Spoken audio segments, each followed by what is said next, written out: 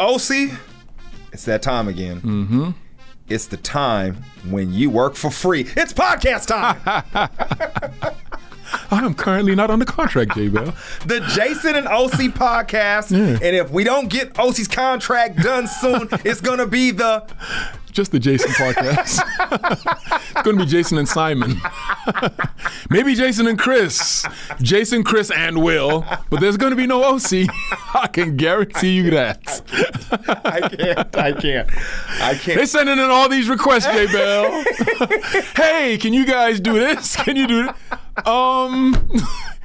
There's something missing here. There's some paperwork that needs to be addressed. But that's fine. Can you go in and you know the deal though? You negotiate on both of our behalves. Yeah. You understand that pressure. Yeah. Like that's how it is. You've been doing that for years. But you're under contract right now. I am. I mean, they're letting you know who they really value.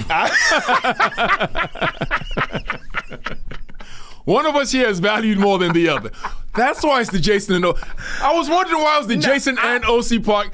Oh, that's why. Oh, is this what? Now it's making sense to me. Okay, maybe I need to get out of this because I'm seeing how this is going. This is not working out for me. I'm just saying, J-Bell. Okay. J-Bell. That being said, I'm just saying. Someone just came back from doing something much larger, much more significant, life-changing, and that is something that I saw we've talked about all the time. Yeah. It was like a little morsel in your brain. Yeah. And it grew. Yeah. To this fantastic tree. Yeah. NFL Africa. Yeah. NFL Africa. Catch us up. Yeah. We went out to Ghana over this past week, met with the vice president of the country, met with the minister of sports. Like, we were in there, and the NFL has now announced that they're going to have the camp, NFL Africa camp, in June in Ghana, where we're going to be creating pathways for people not only to go to the NFL, but to be able to go to college and get an education, to come to the NFL Academy out here in the UK, playing the game, because we all know what American football can do for you. Basically, all I want to do is I want to replicate my journey, and I want to give it to as many African people as possible because, quite frankly, the amount of talent there is scary. I got to be honest with you, Jason. I'm not sure that the people truly understand what's about to happen here. Can you break it down to them? It looks right now, they're like, oh, this is a nice thing. This is cute. Oh, they're doing something in Africa, right? Mm-hmm. What they don't understand is those are the best athletes in the world. You understand what I'm trying to tell you? I'm with you.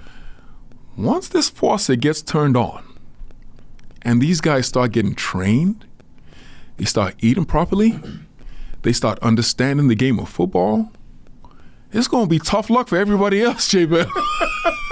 Jason. That's the beauty of internationally expanding the game. No. Expanding to the UK is one thing. I'm just saying internationally, period. Right, you get talent. You get to tap in to talent from across the globe. 100%, right? Germany, that's excellence. Everywhere. UK, China, Brazil. Africa's a big place. But the athletes, Jason, athletes are there. The best ones. I've seen them. Jason, I wasn't one of them. Right. The people I'm talking about are mutants. They're not regular human beings. Right. I was like you know what I mean? They call me the Ajebota. You know what I mean? That's what they call me, like, over there. Like, I wasn't one of those. You weren't one of those I wasn't one of the killers, bro. And I came to America, and I was immediately one of the best athletes in America. And where you had come from, I was nothing there. Wow. Nothing. So what I'm trying to explain is, if I'm the one of the NFLPA, or I'm be like, hey, you guys need to stop this right now, because 5-10 years into the future, you're going to be seeing a completely different level of athletes in the NFL. Yeah. They're going to revolutionize the game. It's crazy. We talk about this all the time, and you know, the guys that throw the ball, it's a repetitive skill, right? You've always said it, Jay Bell, you need to be doing this for a long time. You need to have these things in place. It's too hard to catch up at the position. I've tried to fight you on that. And then as I've looked and researched, I was like, oh, so you're right. Receivers, defensive backs, they're doing so much in the States, you know, so many of these camps.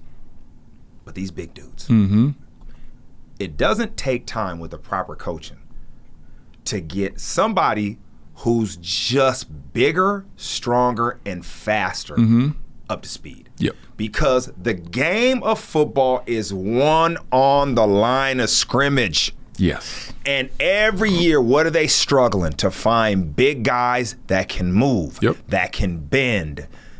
These guys, I saw some of your guys at that size, with that footwork, the ability, the balance, they just don't make as many humans that can do that. They just don't. They just don't. Doesn't happen. And now we're going to open this up to hundreds of millions of African people. It's game changing.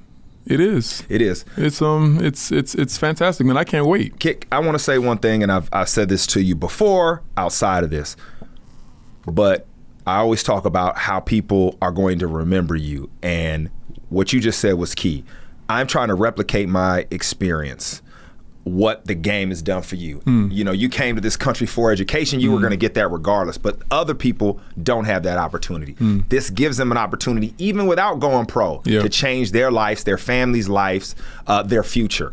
And all these people that come through this new situation, this process, they're going to look up and they're going to say, man, Osi did this for me. Osi did this for my family. They'll tell their kids that. Well, Daddy, why are we here? Why did this happen? How did this happen? Well, let me tell you about this guy, Osi. And you've done a lot of things on the field, bro, that you're going to be remembered for. Your name's in the stadium, but your people are going to remember you for this. So congratulations. I appreciate that, J-Bro. Congratulations. It makes me very happy to be able to watch this take place, because a lot of people just talk about things and don't do them. You've been talking about this, and every time there has been a barrier, you have found a way to break through it, go around it, dig under it. Be creative. You know what I wonder, and this isn't just for you, Jason. This is for everybody in this room, right? Except Simon. Yeah. Definitely. Well, we should include him. But I wonder what it's been like, right? For you guys to witness somebody just talk about something. Just it was just like something in my mind.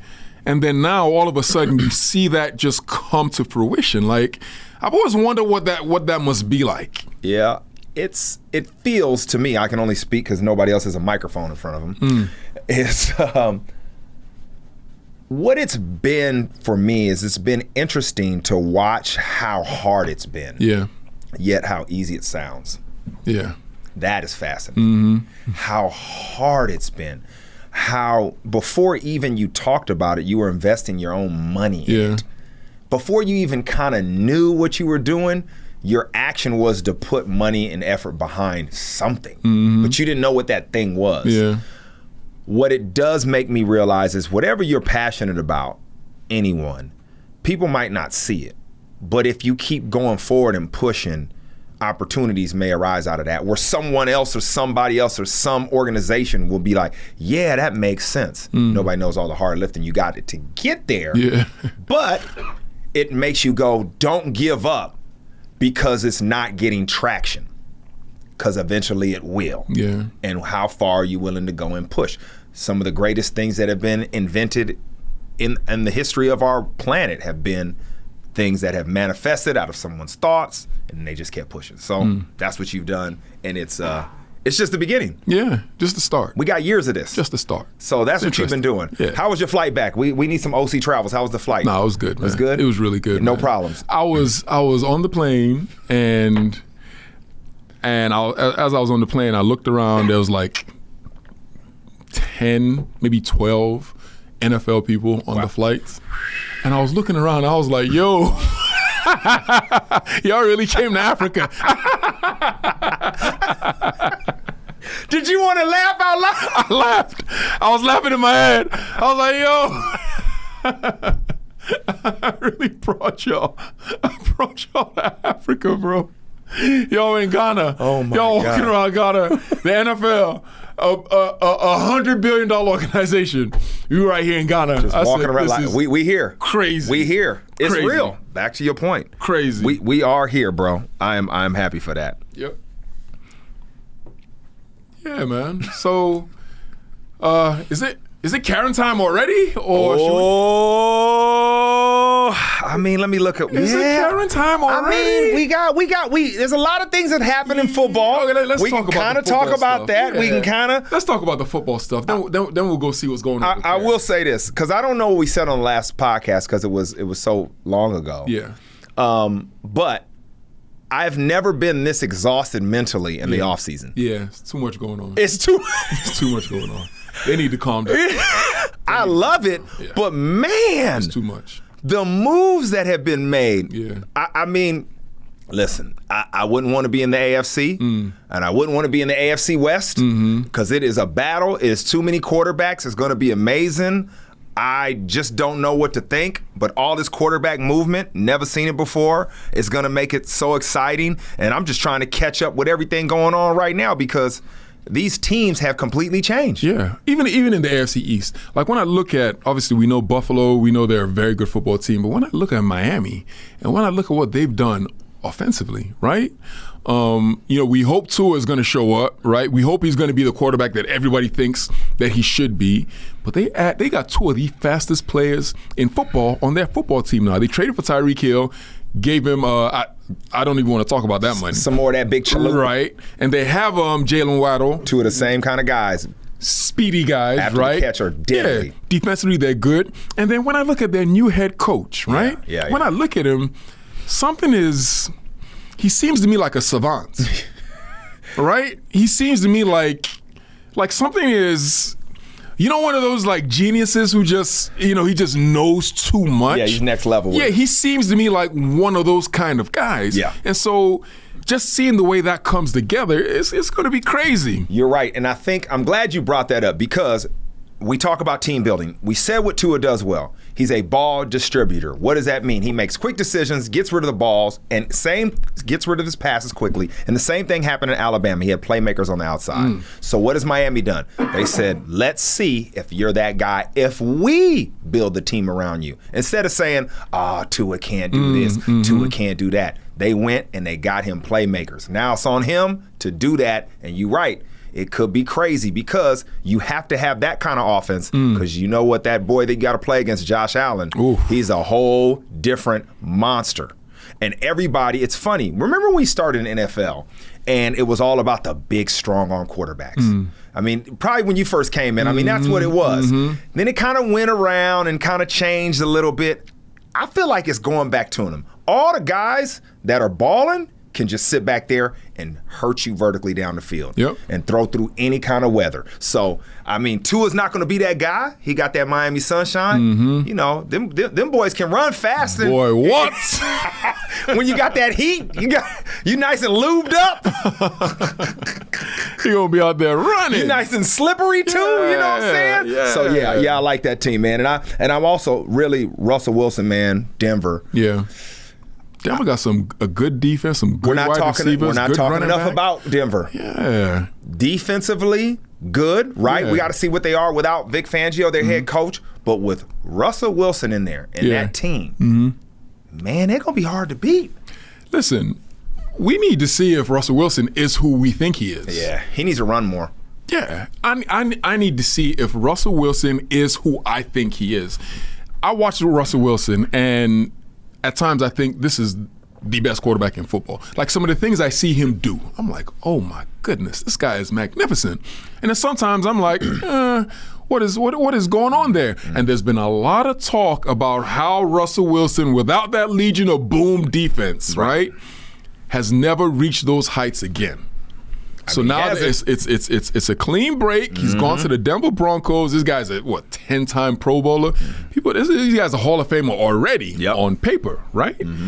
But when you think about Hall of Fame players, do you think about Russell Wilson? Nah, you don't really. But It's tough. 10 Pro Bowls, 9 Pro Bowls. It's tough to leave him out, but you think in his generation, he's not the best. He's not the best. He's not even the top 2. So it's I just need to see what he's able to do with Denver, because statistically, by his numbers, this is a Hall of Fame player. But people don't mention him in that breath. I think maybe it's because of, him not winning again, since the Legion of Boom, dissipated. Mm-hmm. So I think people aren't really giving him that kind of credit. But I think if he goes to Denver, right, and he performs at the level that we think he's capable of performing, all changes. Everything changes. I'm right. You're right. I mean, one thing, my sleeper team. Who's your sleeper team? And I'm going to say it, and you're going to be like, I know why it's your sleeper team, and you're right. Because the captain's over there. Okay, I got you. Okay, our captain is over there. The Las Vegas Raiders. Yeah, they did. They made captain Antonio Pierce, our boy, is over there coaching. But I'm looking. Josh McDaniels is over there, looking at the moves they're making. You know he's going to design an offense that is, good. Yeah, Derek Carr is going to be over there eating. Yep. He's got great weapons, great tight end, 2 great receivers now. Yeah. You know what I'm saying? He got a slot. He got Devontae Adams on the outside now. Josh Jacobs at running back. Yeah. A pretty good offensive line. Defensive line, Max Crosby. They brought in Chandler Jones coming off that edge. Bro. Yeah. They should be nice. I think the Raiders, that's what I'm talking about, that AFC West. Yeah. They can beat everybody, maybe. No, there's no maybe about it. Bro, there's no maybe about it. They can for sure beat Kansas City. I think they can. It's going to be tough. Yeah. But they can do it. They're built to get after the passer. And then I have a ton of faith in Josh McDaniels and his play design. I don't think, when he was at the Patriots, when's the last time he's had that kind of receiving core? No, we've never seen it. Boom. I think the last time they had that was 2007. When they had Randy Moss and Wes Welker on the inside, Dante Stallworth. And they changed the offense. They've never ran that kind of offense since. They kind of morphed it into what Randy Moss did.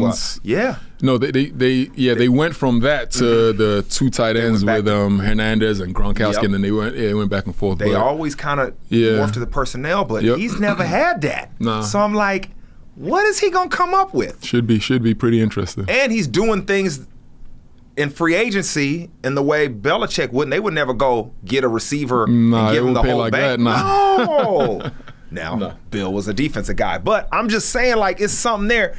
And all this, we don't know until we start playing, especially, in the first quarter of the season. We'll kind of see what's going on. But in that conference, man, geez, you got to beat each other up, man. Can't wait for this season to start. I'm excited. I'm excited, too. I'm excited, man. I'm even more excited about Karen time. I thought you looked at the clock. No. I'm more excited about Karen time. Karen. You know how we're going to start this off? No, she is. I hope. Yeah, I've told Karen that Karen time is because it's all about when she turns on the podcast. I hope. Here's something I found interesting. Okay. Because we're in a time where there's the slap heard around the world, right? Which is Will Smith walked on stage, slapped Chris Rock. Yep. We haven't talked since then, have we? Yeah. And a lot of people have said a lot of things about that. I got to tell you something.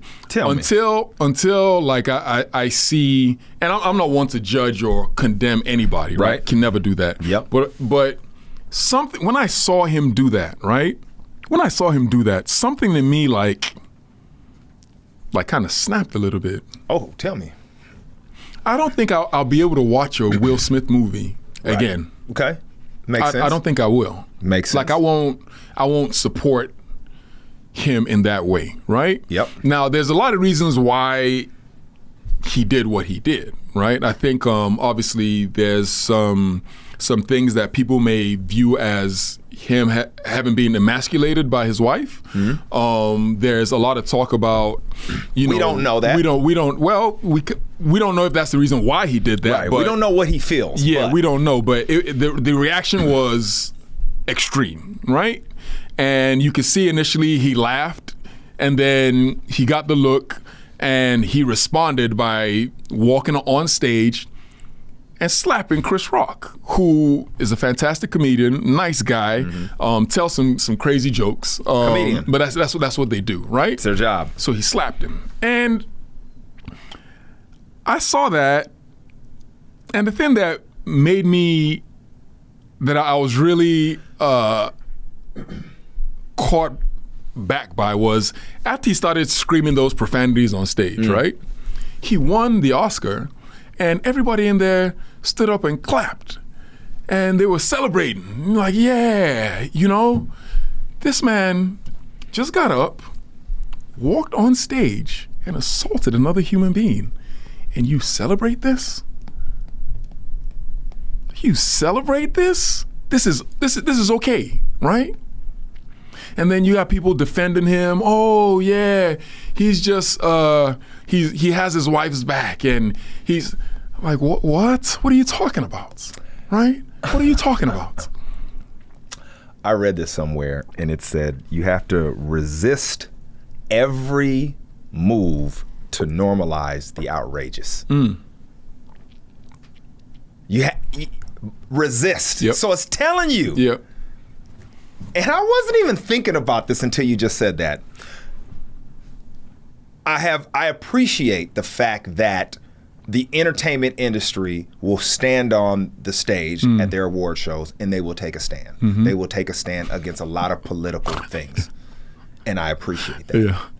And I didn't even think about that until you just said what you said. Now, I knew that happened, but it didn't connect until I said, well, there's an opportunity. Yeah. It just shows how easy it is to normalize the outrageous, especially when it's in your pool. You know, it's easy to attack something that you have no association with. There's no repercussions. Yeah. Right? It's them, they, those, ha, ha, ha, ha, ha. Because it doesn't affect you.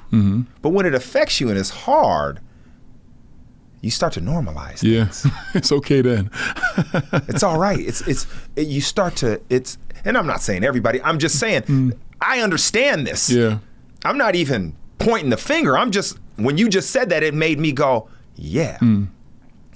When you look at what's happening around the world, and we talk about this all the time, we talk about wars around the world, people dying. And sometimes I go, hey, American, what have we done? Yep. This ain't none of this right. Yeah. None of it. It's all bad. But it's when people go, well, why did those people? Because remember when this happened, this is kind of what happens. And you do change, you do realize that was wrong, but in the moment, maybe you didn't. Because this is how you behaved. Why does everyone forget how they behaved? You know, it's very difficult. You know, I will say one thing about this, and you drive this ship because it's better. The one thing I thought, man, when that happened, everybody got somebody that'll make them do crazy. And you got to know who that person is. And you have to protect yourself. Yeah, you got to protect yourself, man. You got to protect yourself. You got to. Because I know there's a couple of people that'll say something to me, and I'm like, it just, and they have that kind of power over me. And it truly is up to everyone, all of us, we have that kind of influence on somebody. Understand. Don't use it. And you know, protect each other. And both of their careers, I'm talking about Will Smith and Chris Rock, their careers won't be the same after this. No. What do you think is going to happen as far as Chris Rock's career? You see, the thing with Chris Rock is because of the way things live on the internet, right? Nobody who's seen that can ever look at him without thinking of that. Oh, yeah. That's true. You understand what I mean? Number one, out of everything he's done. Out of everything. I used to just think New Jack City. You understand what I mean? Pookie. But now, whenever you see him, he got slapped. That's the first thing you think of. That's true. That's not cool. It's ridiculous. No, that isn't. Ridiculous. And Will Smith, who was a darling of the media. Yo. Now he was the ultimate nice guy, Osi. Oh my goodness. And now? Oh, what can you talk about, what are you bro? Talking about, man? What are you talking about? Nah, man, you can't act like that. What are you talking about? And then make it about yourself afterwards? Ridiculous. Like you just can't, you no longer own that. Ridiculous. I'll say one thing, and I'll make the statement, and then I'll relate it to what we know in the locker room. Okay. He forgot the rules of the game. Okay. He forgot the transaction that takes place when you are a rich, powerful, famous person. Rich, powerful, famous. All right? I remember being in Dallas, and I forget what was going on. We were in the locker room and complaining about something. I don't know. Maybe we had the police in to talk to us. And it was, you can't do this, you can't do this, and you guys got to behave like this. And I remember somebody saying, you know, why? And that's not unfair. And I think the head coach at the time said, hey, man, you don't got to do this. Yep. You don't have to. But that car that's in there, that this, that, all that, like, you don't have to do this. Yeah. But it comes at a price. Yeah. As soon as he got up out of that chair, he thought everything he had was for free. He thought all of that attention was for free. Yeah. It ain't for free. Yeah. The cost is you are on display, and you better react accordingly. Okay. Now I'm going to say something serious. Why does your face look like that when you're saying something? That is so devilish. I'm happy and sad at the same time. Oh my God, you are sick. I'm happy and sad at the same time. Oh, that look is just, I'm actually frightened. So there's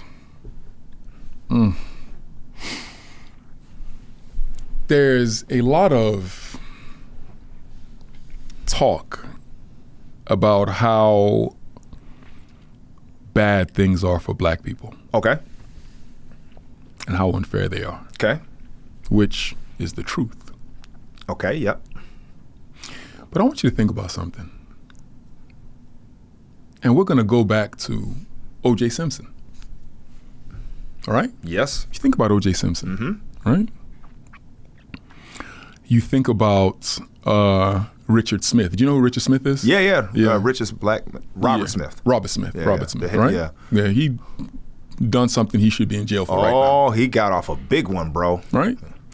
You think about tax evasion, Bill Cosby, right? Who's a free man walking around right now, right? You think about our man Deshaun Watson, who hasn't been charged with a crime. Right. He's not in that boat. Right. But there's a lot of allegations, right? And they just gave this man $240 million, right? Yep. Guaranteed money, right? Change the game.